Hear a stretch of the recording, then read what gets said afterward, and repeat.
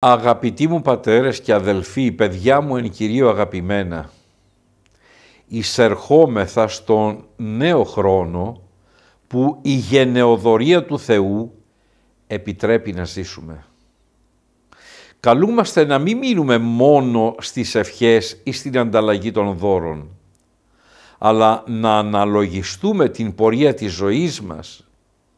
Και είναι ευλογία από τον Θεό το γεγονός ότι κάθε αλλαγή του χρόνου συνδέεται με τον εορτασμό του Μεγάλου Αγίου της Εκκλησίας μας, Βασιλείου, Αρχιεπισκόπου Καισαρίας της Καπαδοκίας, ο οποίος στο δικό του σύντομο πέρασμα από τη ζωή μας υπέδειξε τον τρόπο ώστε αυτή να έχει νόημα αιώνιο.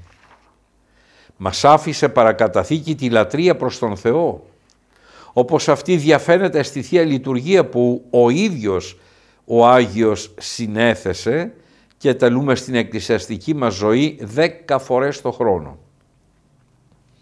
Την έμπρακτη αγάπη, όπως αυτή διεφάνει από την Βασιλιάδα, την λαμπρή πολιτεία για τους πτωχούς, τους ασθενείς, τα ορφανά παιδιά που ο Άγιος έκτισε και συντήρησε.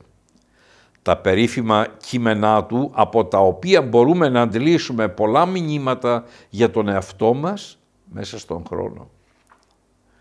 Μας προτρέπει λοιπόν ο Άγιος ότι δεν πρέπει να προσκολόμαστε στα βιωτικά πράγματα, να αναλογιστούμε ότι είναι οδός η ανθρώπινη ζωή, στην οποία καλούμαστε να περπατούμε κατά τον νόμο του Κυρίου. Να απομακρύνουμε από αυτή την οδό κάθε αδικία, να επιζητούμε την παρουσία του Θεού, η οποία μας φωτίζει και μας δίδει δύναμη. Και για να είναι η πορεία μέσα στο χρόνο, πορεία με νόημα και ελπίδα αγάπης και αιωνιότητος. Ας ακούσουμε λοιπόν τα λόγια του Αγίου.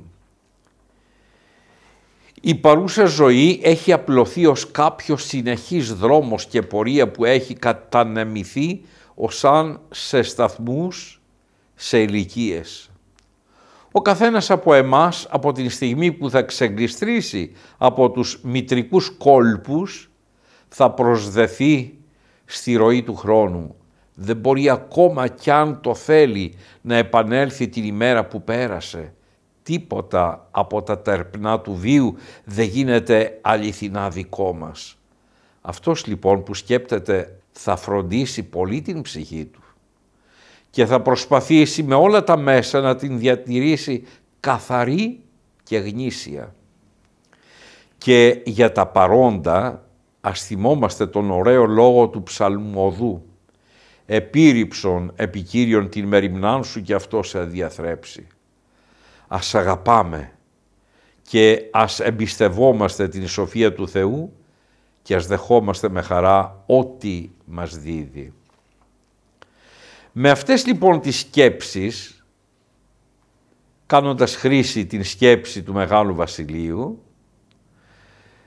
στο κατόφλι της νέας χρονιάς που μπαίνουμε, σας εύχομαι πατρικά και ολοκάρδια.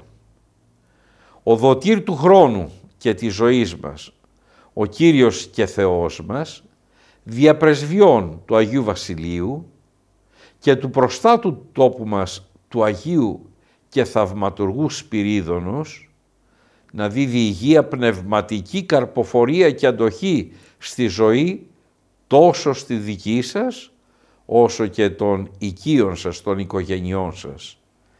Καλή και ευλογημένη χρονιά μέσα από τα βάθη της ψυχής μου σε όλους σας, αγαπητά μου παιδιά και αδελφοί μου εν Κυρίω.